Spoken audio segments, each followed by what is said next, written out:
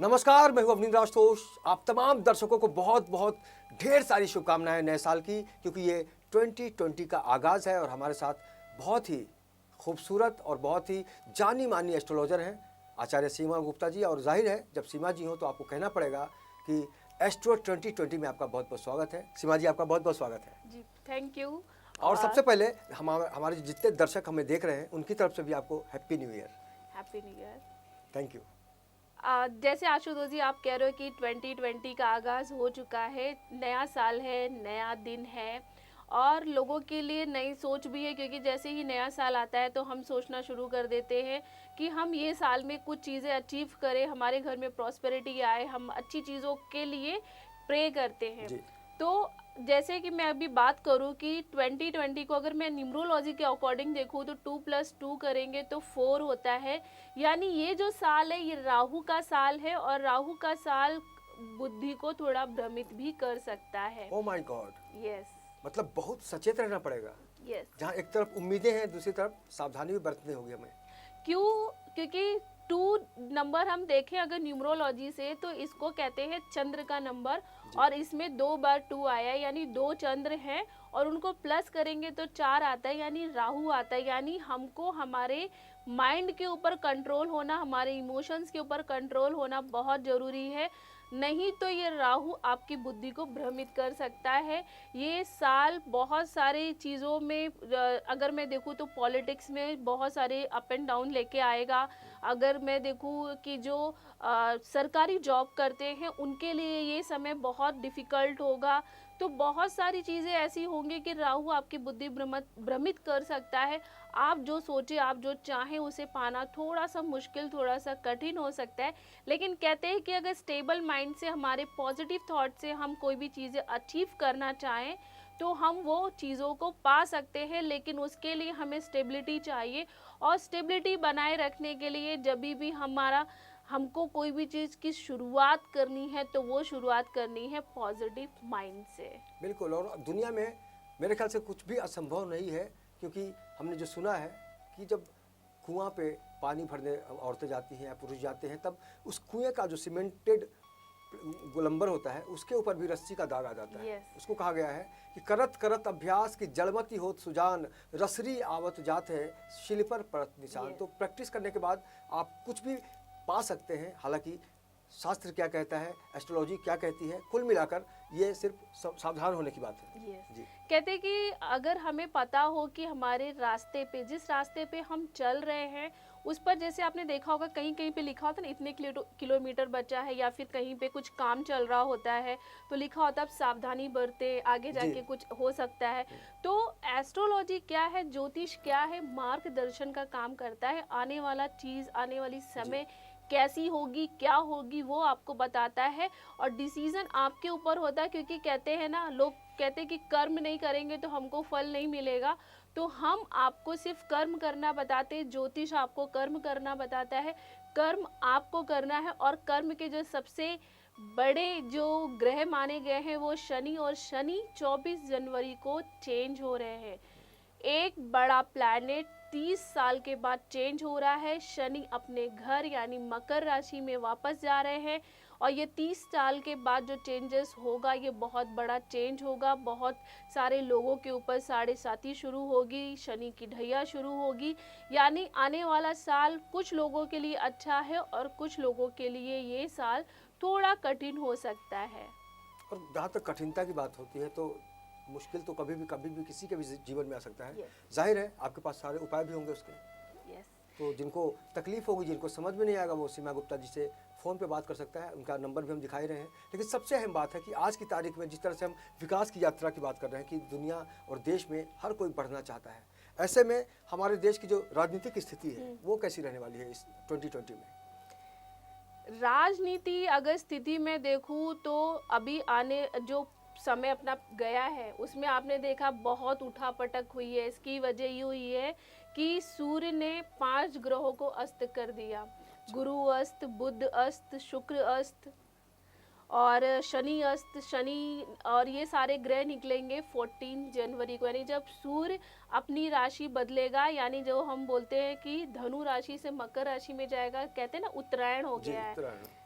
सूर्य मकर राशि में जाएंगे और शनि भी अपनी राशि में जाएंगे, यानी मकर राशि में जाएंगे। तो ये एक बड़ा परिवर्तन बहुत सारे राजनीतिक लोगों के जीवन में कठिनाइयाँ ला सकता है। उनके जो निर्णय होंगे वो काफ़ी गलत हो सकते हैं।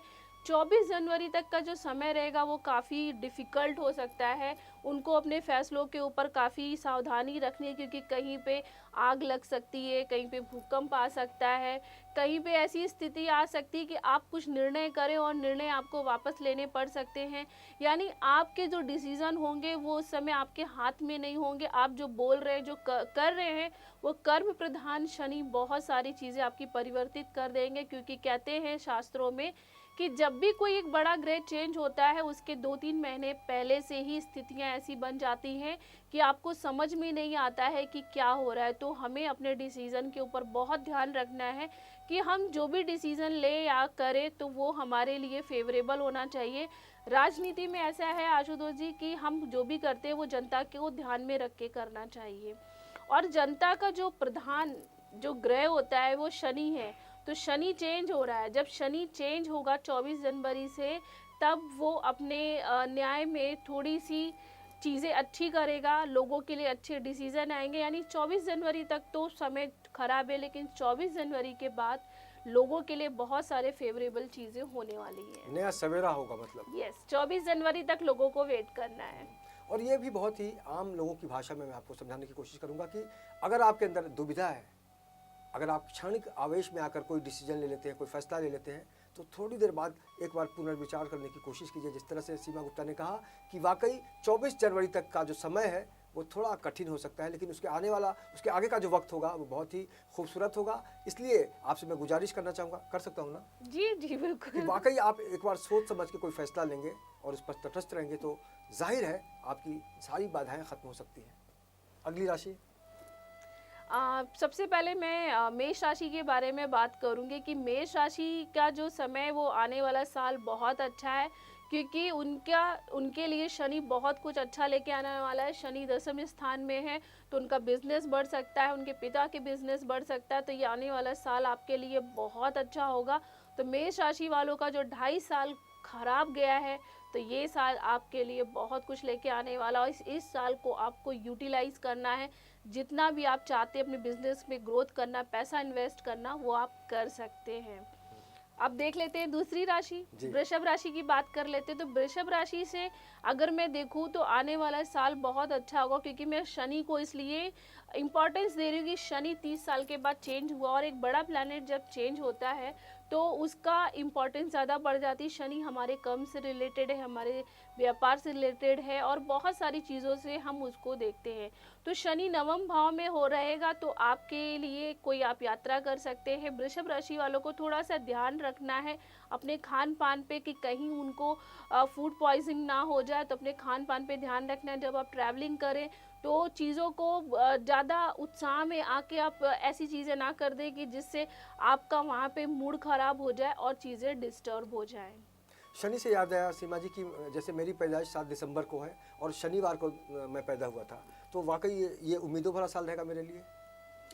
आशुतोष जी, जैसे आपने कहा कि दिसंबर में आपका जन्म हुआ है और आपने डेट बताई है 7 दिसंबर। 7 दिसंबर, यानी 7 दिसंबर केतु का नंबर है। तो 7 दिसंबर अगर मैं देखूं तो 4 नंबर वालों के लिए ये साल जो है वो 4 नंबर वालों के लिए, तो ये साल आपके लिए अच्छा है।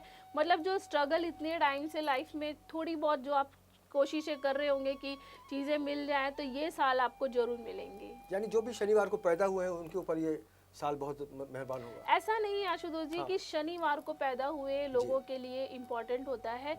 एक्चुअली हम सब कुछ देखते हैं, लेकिन हाँ, शनिवार को आप बॉर्न हुए हैं तो शनि आपके प्रधान देवता बनते हैं, और शनि चेंज भी हो रहे हैं। ये साल राहु का है और 7 नंबर केतु का, यानी काफी चीजें मिक्स हो रही हैं इन सब मतलब चीजों अच्छा गुड फील होगा, फील गुड हो रहा है, अच्छा बहुत अच्छी बात है। और अच्छे दिन की बात हम जिस तरह से करते हैं तो मेरे अच्छे दिन तो शुरू हो गए, और शनि का जो प्रभाव है, शनि को तो कोई नकार ही नहीं सकता। अब बात करते हैं अगली राशि की। अब देख लेते हैं मिथुन राशि वालों के लिए कि मिथुन राशि कर्म प्रधान राशि है। ये हमेशा बोलते कम है, काम ज्यादा करने पे ध्यान रखते हैं।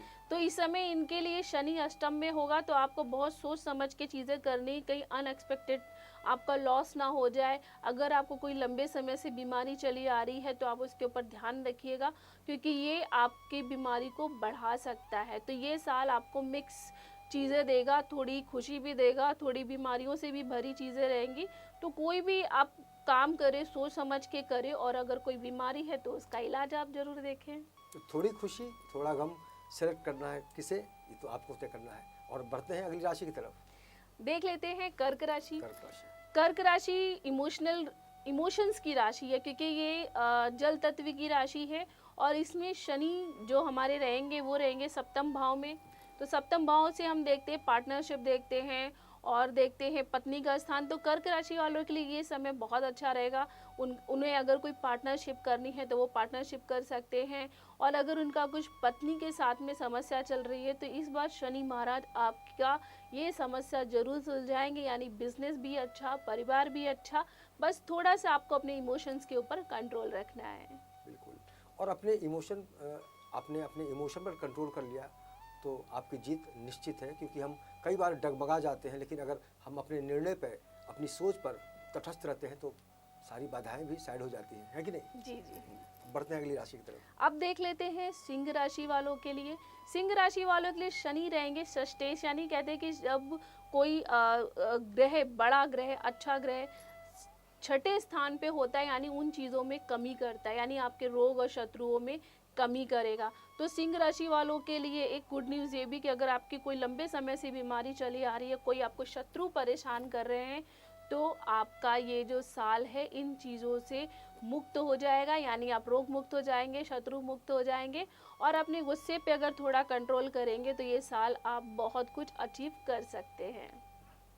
ये बहुत गंभीर बात कही आपने, गुस्से पर कंट्रोल करना। इसके लिए कहना तो जितना आसान है, हम जानते हैं कि बहुत मुश्किल होता है। लेकिन कैसा ना, सिंह राशि है ना, तो डोमिनेटिंग पर्सनालिटी है, वो डोमिनेट करना चाहते हैं, लोगों को कंट्रोल करना चाहते हैं। तो आप कंट्रोल करते करते कुछ चीज़ें ऐसी अपने हाथों से अच्छी चीज़ें खो देते हैं, तो वो आपको गुस्से पे कंट्रोल रख के। कोई उपाय भी बता दीजिए ना। गुस्से पे कंट्रोल रखने के लिए सबसे अच्छा जो उपाय है मेडिटेशन है। आप मेडिटेशन करिए, और बहुत ज़्यादा गुस्सा आता है, आप जब घर से बाहर निकलते हैं तो गुड़ खाकर निकलिए। गुड़ खा के निकलेंगे यानी आपका शनि तत्व मजबूत होगा, आप स्टेबल होंगे, और आपको क्या करना है और क्या नहीं करना वो आपको पता होगा। मतलब वैकल्पिक व्यवस्था है, बस आपको समझने की ज़रूरत है। और जाहिर है जब सीमा गुप्ता जी कोई उपाय बताती हैं तो उसमें कोई ना कोई तो बात होगी। उपाय क्या होता है कि उपाय हमारे जीवन में जो भी समस्याएं चल रही थी, जैसे हम डॉक्टर के पास जाते हैं, नब्ज देखता है, ब्लड रिपोर्ट देखता है, मेडिसिन लिखता है, लाइक ये हमारे जो भी मैं उपाय बताती हूँ, लाइक वो ग्रहों की मेडिसिन है। उन सब चीज़ों से, गुड़ खाने से आयरन बढ़ता है, खून बढ़ता है, यानी गुस्सा करके जितना आप खून जला रहे वो खून आपके अंदर बढ़ेगा। तो अगर मैं इसको साइंटिफिक वे में देखूँ तो बोन स्ट्रांग होंगे। तो कहते हैं कि जब ज़्यादा अंदर से झुंझलाहट तभी आती है जब आप मेंटली वीक हो या फिजिकली वीक हो। तो ये सब चीज़ें स्ट्रांग करने के लिए है। आप साइंटिफिक वे में देखना चाहो, आदमी चिड़चिड़ा हो जाता है, भूख लगी रहती है तो कुछ अच्छा नहीं लगता। हाँ, तो आप इसको साइंटिफिक वे में, हाँ साइंटिफिक वे में भी देख सकते हैं। आपकी जो आपके अंदर का जो चिड़चिड़ापन है उसमें कमी आएगी। अब बढ़ते हैं अगली राशि की तरफ। अब देख लेते हैं कन्या राशि वालों के लिए कि कन्या राशि वालों के लिए जो समय रहेगा वो कैसा रहेगा, क्योंकि कन्या राशि वालों के समय शनि जो रहेंगे वो पंचम स्थान में रहेंगे, और अगर वो उनका कोई प्रेम संबंध चल रहा है और वो उसको कुछ आगे बढ़ाना चाहते तो कन्या राशि वालों के लिए ये समय बहुत अच्छा है, क्योंकि ये उनका प्रेम संबंध उनके लिए आगे बढ़ सकता है। और अगर कोई बच्चों की प्लानिंग पेरेंट्स कर रहे हैं बच्चे के लिए, तो वो बच्चे उनको कंसीव कर सकते हैं, माताएं कंसीव कर सकती हैं, और एक गुड न्यूज़ आ सकती है, क्योंकि आपका प्रेम संबंध भी आगे बढ़ेगा, और जिनको संतान नहीं अभी तक हुई है उनको ये संतान की प्राप्ति भी होगी। बिल्कुल, तो संतान का मतलब ही होता है माता पिता की खुशी। एस्ट्रो 2020 में भी वक्त है एक छोटे से ब्रेक का। ब्रेक के बाद आचार्य सीमा गुप्ता जी का जो परामर्श है, इनकी जो सलाह है, उस पर हम बने रहेंगे। देखते रहिए हमारे खास कार्यक्रम।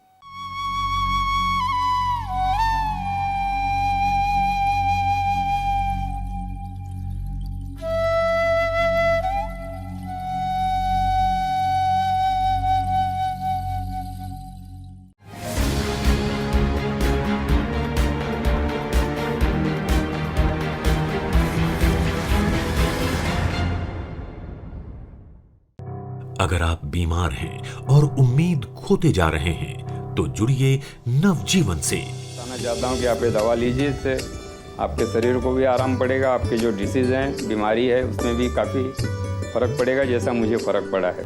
RT डोज में पूरा हमारा पेशेंट पूरा नॉर्मल है, अच्छे कंडीशन में है। All the parents who have special kids all over the world to try out scientist Munir Khan's medicine. Body revival it work like an amrit के जैसा काम किया है मेरे मॉम के लिए उन्होंने। In just one bottle I got cured and he is really a savior. पहला डोज मैंने लिया बॉडी रिवाइवल का और मेरे को पहले दिन से ही बहुत रिलैक्स महसूस हुआ। खान साहब की वजह से आज मेरा बच्चा ठीक हो रहा है और मैं साइंटिस्ट मुनीर खान का बहुत बहुत धन्यवाद करना चाहती हूँ। I've tried the medicine for 3 days and the proof is in the pudding, it's working.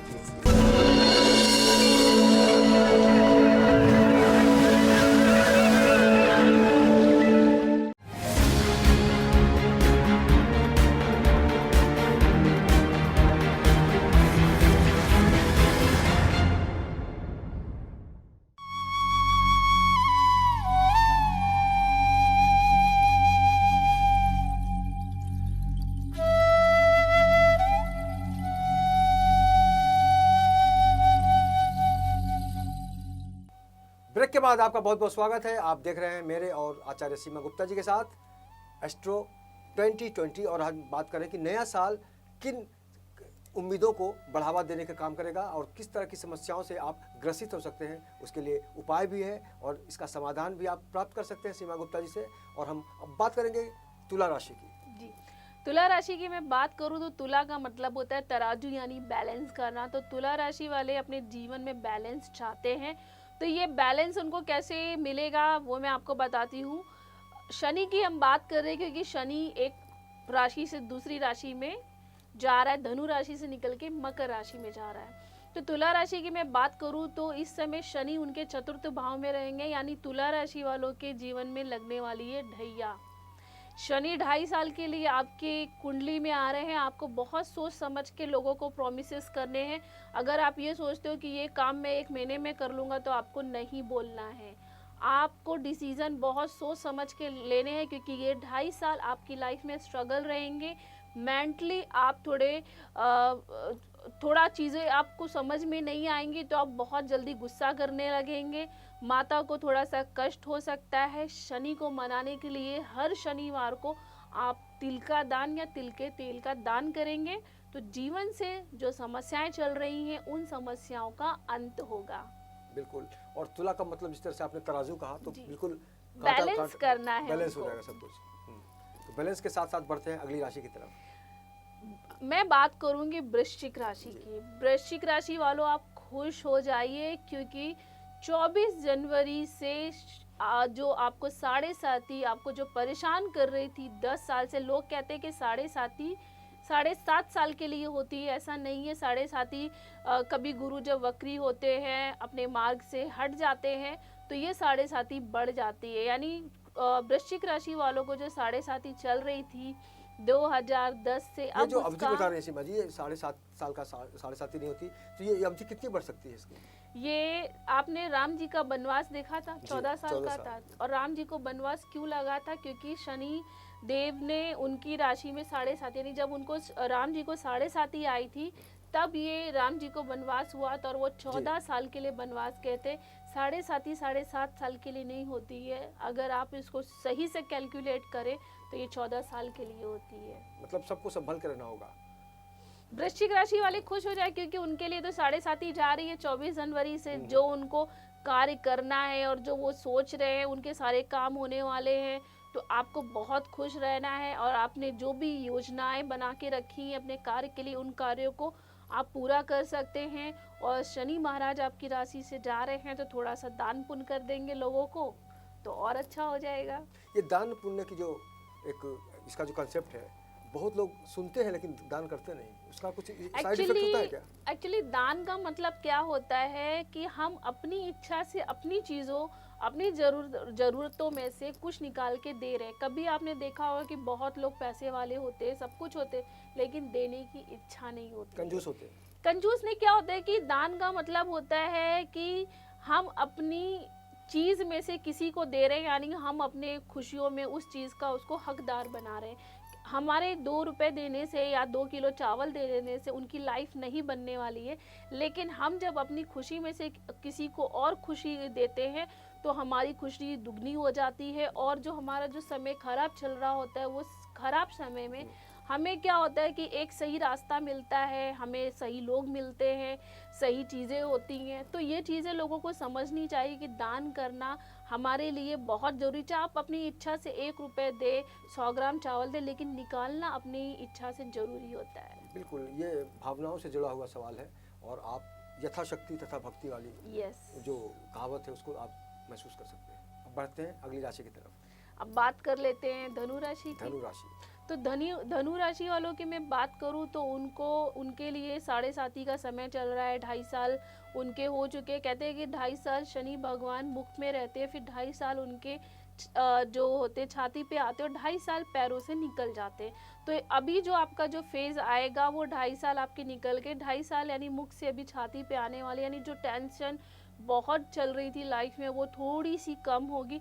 लेकिन फिर भी धनु राशि वालों को सोच समझ के चीज़ें करनी है, क्योंकि वाणी स्थान में शनि आ रहे हैं और वाणी स्थान में वाणी का जो स्थान होता है, सेकंड हाउस जिसे हम बोलते हैं उसे कुटुंब का स्थान बोलते हैं, धन का स्थान बोलते हैं। यानी आपका थोड़ा सा अगर कोई काम कर रहे हैं तो वो थोड़ा सा डिस्टर्ब हो सकता है, जॉब आपकी डिस्टर्ब हो सकती है।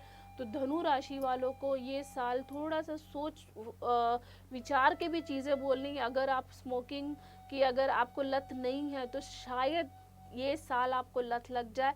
तो अगर आप कुछ ऐसा चीज़ें करने की सोच रहे हैं तो आपको अपने मन से सारी चीज़ें निकाल देनी है। और आप चाहते हैं कि क्योंकि ये राहु का साल है और शनि आ रहे हैं वाणी स्थान पे, कहते हैं सेकंड हाउस में जब शनि आता है तो बुरी हरकतें बुरी चीज़ें करवाता है। तो इन सब चीज़ों से अगर आप निकलना चाहते हैं तो आपको क्या करना है, शनि देव को थोड़ा सा प्रसन्न करना है। पीपल के पेड़ के नीचे एक आप दिया अगर जलाते हैं तिल के तेल का, तो ये सेकंड हाउस शनिवार को जलाना है। तिल के तेल का एक दीपक आप जलाइए, प्रार्थना करिए भगवान से कि बुरी चीज़ों से और बुरी जो भी आप नहीं करना चाहते लेकिन वो समयवश हो रही हैं या होने वाली हैं, उन सब चीज़ों से आपको बचाए। कुल मिलाकर लग रहा है सीमा जी की टेंशन बढ़ता जाएगा ऐसे लोगों को इस तरह की बातें सुनकर, और जो बहुत ज्यादा टेंशन में आ जाते हैं बिना उपाय सोचे समझे, उनको क्या कहेंगे आप? टेंशन बढ़ा नहीं रहे, हम उनको बता रहे कि ये रास्ते पे आप जा रहे हो, आगे खड्डा है, आपको देखना है, आप गिर जाओगे। आप नहीं देखोगे, अभी जो समय चल रहा आप देख रहे हो ना, सब मोबाइल पे ऐसे लगे रहते हैं। आज की तारीख में कोई नीचे देखना ही नहीं चाहता है, जबकि हमें ऊपर उठना है तो हमें जमीन पे देख के चलना है। तो हमें अगर आसमां चाहिए तो जमीन पे नजर रखिए, वरना आप गिरेंगे जरूर। बहुत अच्छी बात है, ऊपर बढ़ना है, आगे बढ़ना है तो आपको अपनी जो ज़मीन है, अपना जो यथार्थ है उसको छोड़ना नहीं पड़ेगा। उसको संग लेके चलिए और सफलता के रंग से अपने आप को जोड़ दीजिए। मकर राशि की बात कर लेते हैं। मकर राशि में तो स्वयं शनि भगवान आने वाले हैं 24 तारीख से, यानी मकर राशि वालों के लिए जो समय होगा वो बहुत अच्छा होगा। मकर राशि वालों की भी 7.5 चल रही है, लेकिन हाँ ये थोड़ा समय जो होगा उनके लिए अच्छा होगा क्योंकि उनकी राशि में स्वयं शनि भगवान आए। लेकिन थोड़ा सा आपको कष्ट दे सकते, अगर आपके शरीर में कहीं दर्द है तो आप उसका इलाज कराइए, क्योंकि आपको थोड़ा सा माइग्रेन की प्रॉब्लम हो सकती है, हड्डियों में दर्द की प्रॉब्लम हो सकती है, कैल्शियम कम हो सकता है। तो हेल्थ इश्यूज आपके ये साल बढ़ सकते हैं। तो हेल्थ के ऊपर आपको नज़र बना के रखनी है। और अगर हेल्थ के ऊपर आपको कुछ समस्या आती है तो आपको क्या करना है, शनि भगवान को प्रसन्न करना है। आपको क्या करना है, तिल और गुड़ का दान करना है। तिल और गुड़ का अगर आप दान करते हैं तो इससे शनि भगवान प्रसन्न होंगे और आपके जीवन में जो बीमारी को लेके समस्याएं चल रही हैं वो कम हो जाएंगी। तो मतलब कुल मिलाकर एस्ट्रोलॉजी के तहत हर उपाय को अगर हम समझ लें तो सारी बाधाएं दूर हो सकती हैं। क्योंकि हर चीज के पीछे एक साइंटिफिक रीजन है। तिल कैल्शियम बढ़ाता है, गुड़ भी हमारे शरीर में आयरन की कमी को दूर करता है। यानी जो चीज में हमारे शरीर में कमी है, हम दूसरों की जरूरतों या कमी को पूरा करते हैं। तो लोग कहते हैं ना कि यार दुख बांटने से कम होता है, खुशी बांटने से बढ़ती है। तो जब हम खुशी बांटेंगे तो खुशी बढ़ेगी, लॉजिक वही है। तो बस खुशी पाना आपके हाथ में है। बस आचार्य जी को सुनते रहिए और जो भी ये सजेशन दे रही है, जो भी दिशा देने का काम कर रही हैं, उसको आप समझिएगा तो जाहिर है सफलता को आप महसूस कर पाएंगे। जी। बात करते हैं अगली राशि की। कुंभ राशि की बात कर लेते हैं। कुंभ राशि की अगर मैं बात करूं तो शनि उनके व्यय भाव में होगा, तो कुंभ राशि के वालों के लिए, कुंभ राशि वालों की भी 7.5 शुरू हो रही है। यानी 24 जनवरी से शनि जब मकर राशि में आएंगे तो उनकी 7.5 शुरू हो जाएगी। तो ये 2.5 साल उनको थोड़े मेहनत करने पड़ेंगे क्योंकि शनि व्यय भाव में है। तो आपका लग्न की राशि शनि स्वयं जब गोचर में व्यय भाव में जाते हैं तो शारीरिक कष्ट देते हैं। यानी थोड़ी आपके शरीर के अगर रोग चल रही है, कुछ व्याधि है आपको, तो उसके ऊपर आपका खर्चा बढ़ सकता है, अस्पताल पे आपका खर्चा हो सकता है। कोई कोर्ट केस अगर आपका चल रहा है तो हो सकता है कि पुलिस स्टेशन तक जाने की आपकी नौबत आ जाए। तो आपको कुंभ राशि वालों को बहुत ध्यान देना है, अपनी हेल्थ के ऊपर ध्यान देना है, अपनी वेल्थ यानी अगर कुछ कानूनी मामले चल रहे हैं उनको सुलझा लेने हैं, और नहीं सुलझ रहे तो बहुत ध्यान से चीज़ें करनी है। कुंभ राशि वालों को उपाय क्या करना है ताकि कानूनी मामलों में उनको ये बचत हो सके, उनको शिव भगवान की पूजा करनी चाहिए। शिव भगवान को अगर वो डेली दूध नहीं चढ़ा सकते हैं, कि लगता है कि उतने पैसे नहीं है उनके पास चढ़ाने के लिए, क्योंकि आजकल आप अगर किसी को दान बताओ तो वो पहले सोचता है कि हमारे पास तो पैसे नहीं, हम निकाले कहाँ से। तो आप उनको कुछ करना ही चाहते हैं, आप जल चढ़ाइए। अगर आप जल भी चढ़ाते हैं तो एक सेवा भाव से अगर आप चढ़ाएंगे तो आपकी जो समस्याएं हैं वो समस्याएं दूर हो जाएंगी। तो बिल्कुल आप भगवान को प्रसन्न कीजिए, और उसका मेरे ख्याल से सीमा जी ऐसा लगता है कि हमने पूजा कर ली, अपने आप को भी संतुष्टि मिलती है थोड़ी। पूजा का लॉजिक कैसा है मैं आपको बताती हूँ कि पूजा का जब हम मंत्र करते हैं, मंत्रों में एक प्राणिक शक्ति होती है। वो प्राण शक्ति, क्योंकि हमारा जो शरीर है वो चल रहा है प्राणों से, और जब वो प्राणों की शक्ति हमारे मंत्रों द्वारा हमारे प्राणों को मिलती है तो हमारे जो अंदर जो गुस्सा, झुंझलाहट, जो भी डिप्रेशन, टेंशन चल रहा होता है वो रिलीज होता है, वो कम होता है। इसलिए जब भी आपने देखा होगा कि हम टेंपल में गुस्से में भी चले जाएं, लेकिन वहाँ पे जाके हम शांत हो जाते, भूल जाते हमें इनसे क्या मांगना है, क्या कहना है। यानी वहाँ का जो वाइब्रेशन होता है वो काम करता है। मंत्रों में भी एक तरीके का वाइब्रेशन होता है, सकारात्मकता की जो ऊर्जा होती है उससे संबंधित है। जाहिर है हर किसी को ये समझ तो होती है सीमा जी कि अपने को किस तरह से ठीक रखे, लेकिन कई बार इंसान विचलित हो जाता है और भूल जाता है, कुछ समझ में नहीं आता कि किस राह पे बढ़े, किस राह पे नहीं जाए। लेकिन ऐसे में एस्ट्रोलॉजी जो है बहुत सशक्त माध्यम है जी। गाइड तो आप करती हैं लोगों को। अगली राशि, अब ये राशि जो है जिसकी मैं बात करी, आखिरी राशि है मीन राशि। जल तत्व राशि है, मीन का मतलब होता है मछली। अब मैं मीन राशि की अगर बात करूँ तो शनि भगवान इनके कहाँ पर रहेंगे, लाभ स्थान में रहेंगे। यानी मीन राशि वालों के लिए तो अच्छा है क्योंकि लाभ स्थान में शनि है तो लाभ देने वाले हैं। तो यानी आपके लिए ये साल बहुत अच्छा रहेगा। आपका अगर कोई बड़ा भाई है तो उसका बिजनेस अच्छा चल सकता है, वहाँ से प्रॉफिट आ सकता है। अगर आपने कहीं आपने पैसा इन्वेस्ट किया हुआ है, शेयर मार्केट में पैसा इन्वेस्ट किया हुआ, तो ये साल आपको एक अच्छा पैसा बना कर दे सकता है। यानी मीन राशि वालों के लिए अगर मैं देखूँ तो समय बहुत अच्छा है, लेकिन थोड़ा ध्यान उनको बच्चों के ऊपर रखना है कि बच्चे कहीं उनके गलत चीज़ों में ना पड़ जाएं।